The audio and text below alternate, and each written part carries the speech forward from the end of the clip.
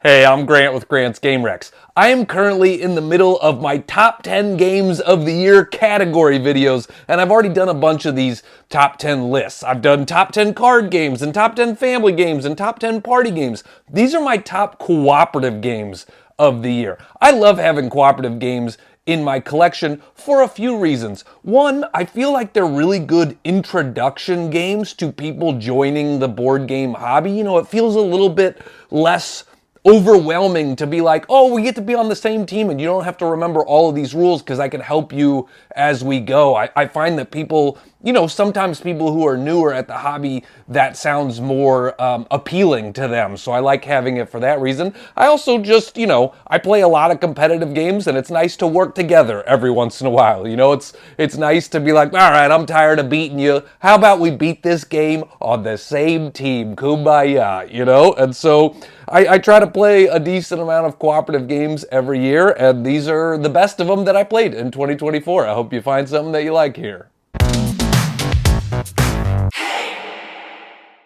My number 10 is Conquest Princess Fashion is Power from Fight in a Box. This plays 1 to 4 players in 40 to 75 minutes, and it is a medium weight game.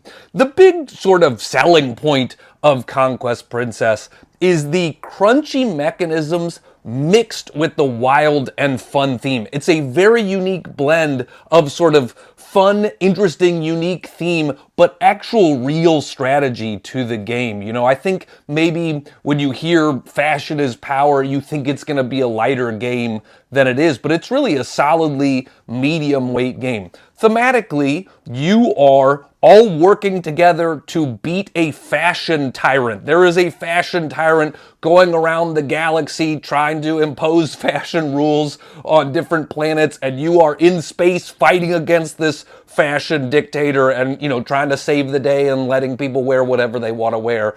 And so, again, very unique theme. But mechanically, you are bag building cooperatively. You are going to be putting these tiles in a bag and then pulling tiles out of the bag to try to fight people. You're pulling hits and hopefully not pulling misses and stuff like that. You're moving around in a worker placement aspect, taking actions in different parts of the tiara, this sort of central hub of your spaceship where you get to do different actions. It is a campaign game, and it does level up in complexity and difficulty. There's a nice tutorial mission in the game, so you can sort of learn the rules and have a nice sort of onboarding point. And then it gets more and more complicated, and you have to, accomplish bigger and bigger tasks and beat bigger and bigger bad guys along the way. And so it's one of those games where you really do have to work cooperatively or you're going to lose. If you're all kind of doing your own thing and not talking, then you're going to fail the challenge because you do have to figure out and optimize and sort of stuff the best way that you can to beat these different bad guys, including the fashion dictator. And so, again, I think I was surprised at how crunchy this game was in terms of its strategy and stuff. But I just love that it has a unique theme. I love that it combines that with crunchy mechanisms. So yeah, check out Conquest Princess Fashion is Power. Number 9 for me is Adventure Party, the role-playing party game from Smirk and Dagger. This plays 3 to 8 players in 30 to 60 minutes, and it is a lighter weight game. I will say Adventure Party is a good time, but it is almost more of an activity than it is a game. If you like storytelling, if you're looking for more storytelling stuff, then Adventure Party, I think, would be for you. But it feels like sort of a night of storytelling with a bit of a game at the center of it, but it's not just about it's not really about winning or losing or things like that. That's why I say it almost feels more like an activity than a game. In the game, you will all have privacy screens, and one player is rolling a die and then describing what happens in the story based on their die roll. And then everybody else is going to try to guess what they rolled on their D20. And so, if you roll a 20, you have an epic success. Everything went right in the story. If you have a 1, then everything went wrong. It couldn't have gone more wrong. And so it's an interesting creative challenge to sort of go, okay, how do I get them to guess a 14? Like, that's pretty good, but there are a number of steps better than that. It's better than average. And so you're having to use your creative brain to sort of guide the story along the way. So the example I've used in the past is like, if you were trying to scale a wall, well, a 20 is not only did you scale the wall, there was a pot of gold at the top of the wall, and your true love finally decided that she wanted to marry you at the top. All of that stuff happened when you were at the top. And then, if you rolled a 1, then you didn't even make it to the wall. You tripped and broke your glasses and your nose in the 50 feet leading up to the wall. And if you rolled a 10, you made it to the top of the wall, but you scraped yourself up as you were going up. And at one point you fell, but then you caught yourself and you're still going. So you made it up, but you're kind of injured by the time you made it up. And so it's just, it's an interesting sort of creative storytelling game. And, as everybody is guessing what you rolled, the party gets more points, does better the closer that you are. So if you get very close, we get more experience points. If you're far away, we get none, that sort of stuff.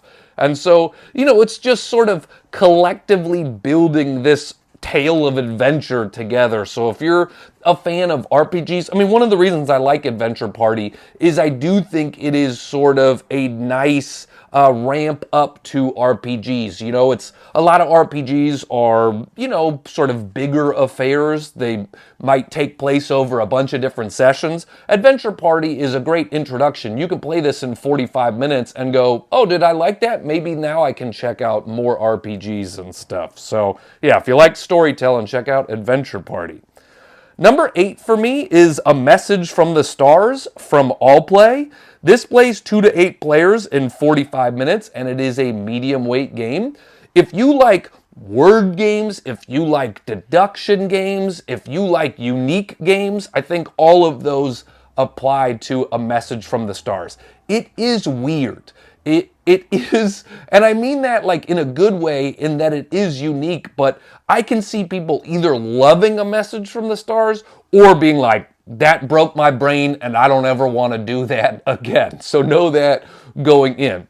One player plays as an alien and everybody else plays as scientists. And there's a lot of layers to the game because you are trying to get each other to guess letters to figure out a language, but then you're also trying to get them to guess words, not just letters. So let me explain. The alien has a number of letters behind a privacy screen, and they are giving clues to the scientists to try to allow them to deduce which letters they have behind their privacy screen. So you're writing a word, a clue, if you like games like Codenames or, Cross Clues or something like that. It's sort of similar to that where it's a word association clue, but then you're scoring it. There is a little bit of math involved, and I'm saying, okay, this word has a score of 3, and then you are trying to deduce from that score, what could the letters be? Because if it's an odd number, then there can't be any amplification letters in it because amplification letters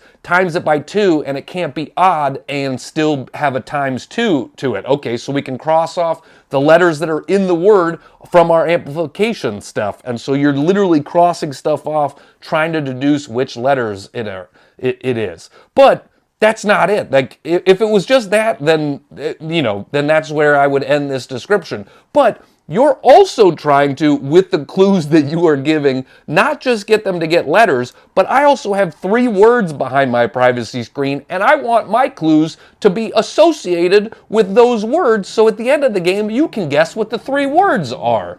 And then the scientists are giving me words back as the alien, I'm scoring it, and so again, it is very thinky. A Message from the Stars is very thinky. So if you want a sort of it almost feels like a party game, but a really thinky party game at that. So again, if you like word association or deduction, it's very unique and interesting. A message from the stars.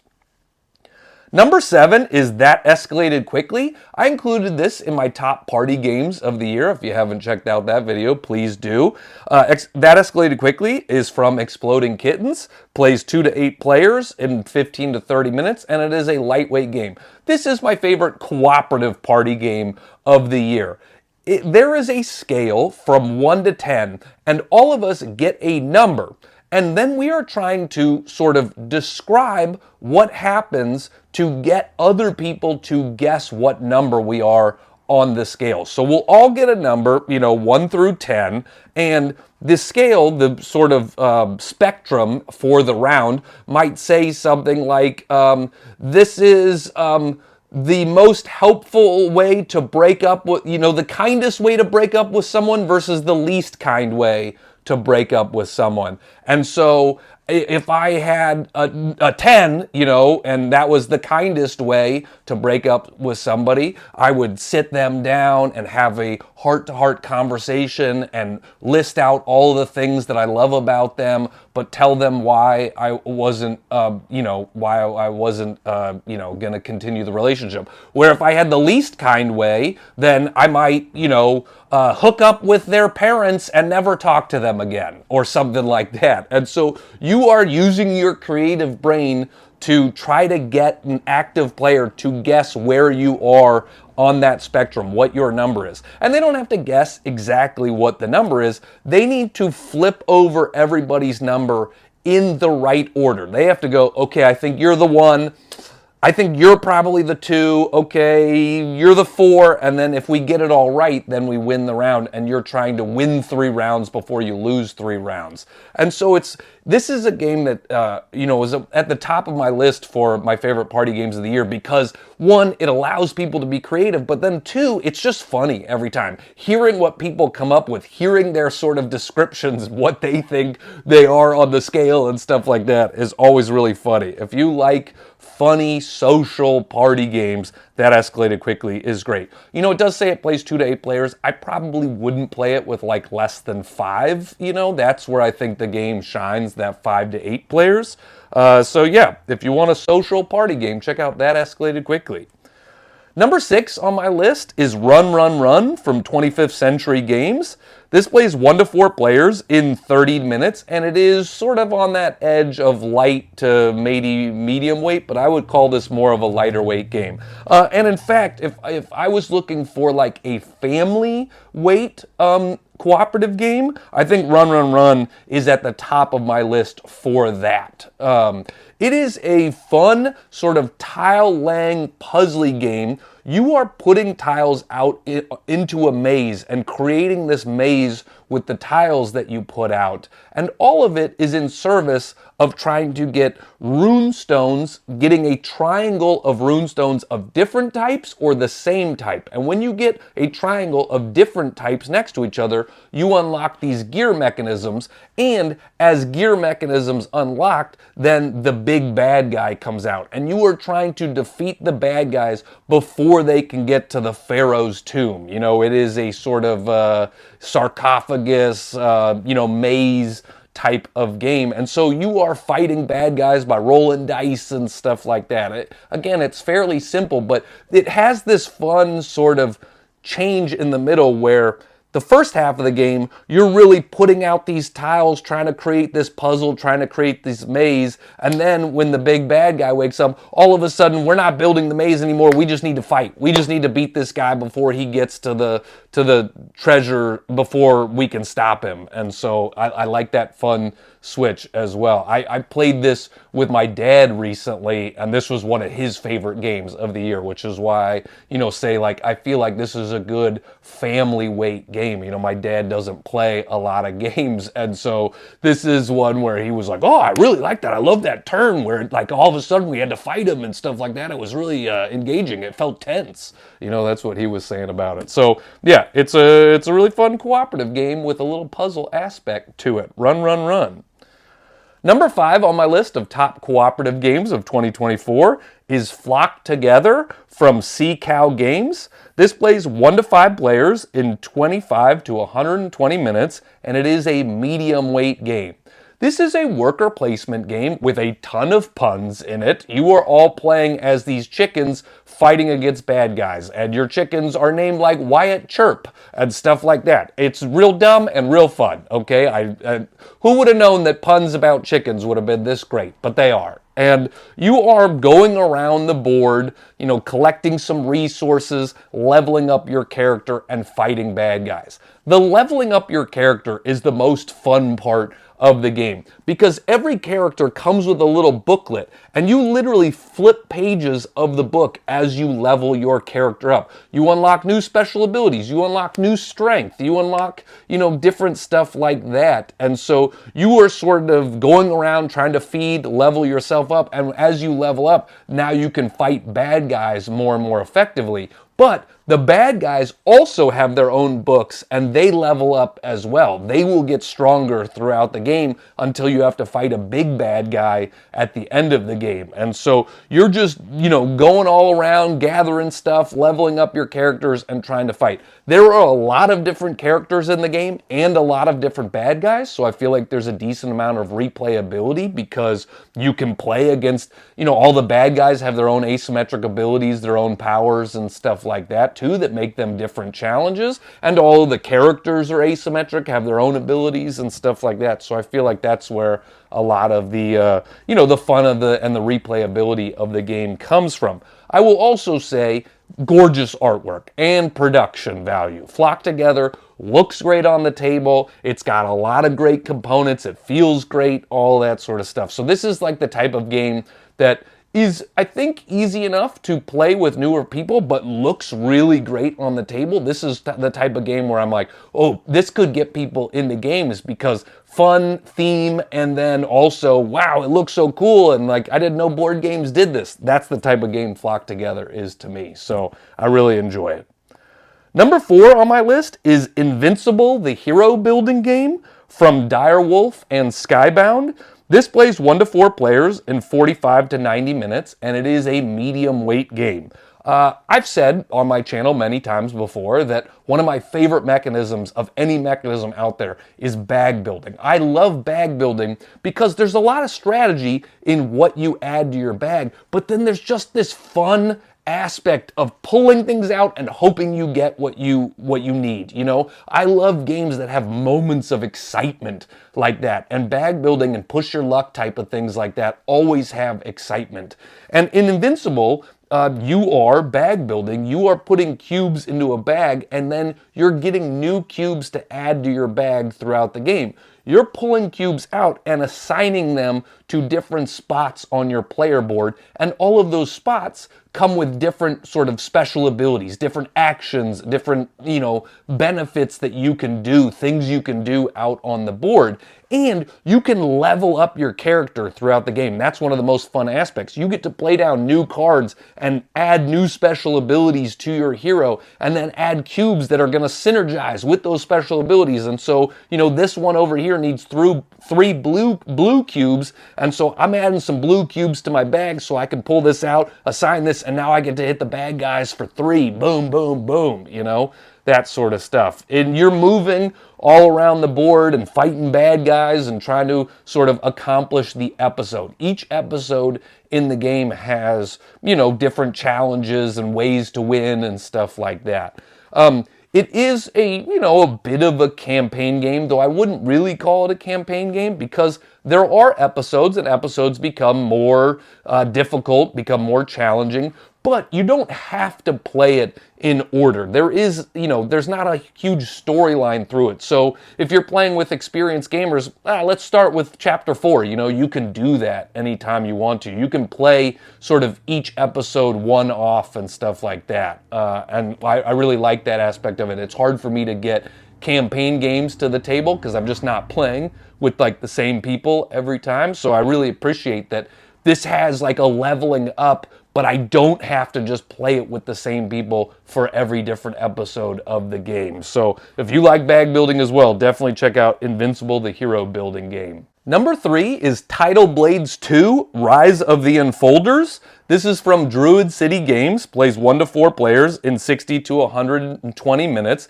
and it is a medium plus game. I just mentioned I don't play a lot of campaign games. Tidal Blades 2 is a campaign game, and one of the few campaign games that I am itching to continue playing. I will say I've only played a couple of scenarios of it so far, but I've liked it so much that like this is like the first campaign game where I'm like, man, I want to get through the end of it. I want to keep doing this because it's just so fun. It's just so engaging. Part of the reason that I wanted to check out Tidal Blades 2 is I and my game group loved the first Tidal Blades. It was one of our top games of the year. It was on my top 5, I think, the year that it came out. And so, I asked my game group when this one was coming out, like, hey, look, we don't play a lot of campaign games, but this one is the sequel to a game we loved. Are you in? And everybody was like, yeah, we want to try it. So I'm forcing them. I'm forcing them to play more of this game, and so like I said, we've only played a couple of scenarios, but